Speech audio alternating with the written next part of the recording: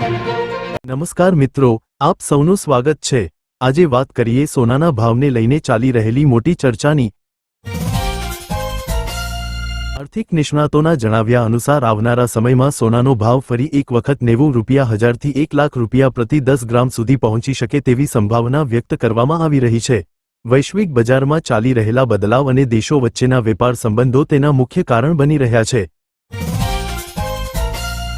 તાજેતરમાં રશિયા દ્વારા અમેરિકાને એક મહત્વપૂર્ણ આર્થિક અને ઉર્જા સંબંધિત ઓફર આપવામાં આવી હોવાની ચર્ચા છે। જો આ ઓફર પર કોઈ સમજૂતી થાય તો આંતરરાષ્ટ્રીય બજારમાં ડોલર પરનો દબાણ ઘટી શકે છે। આ પરિસ્થિતિનો સીધો અસર ભારતમાં સોનાના ભાવ પર પડી શકે છે।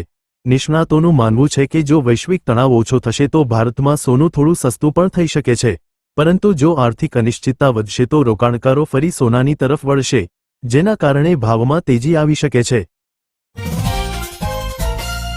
માટે બજાર અસ્થિર છે, એટલે સોનામાં રોકાણ કરતા પહેલા ભાવની સ્થિતિ પર ધ્યાન રાખવું જરૂરી છે।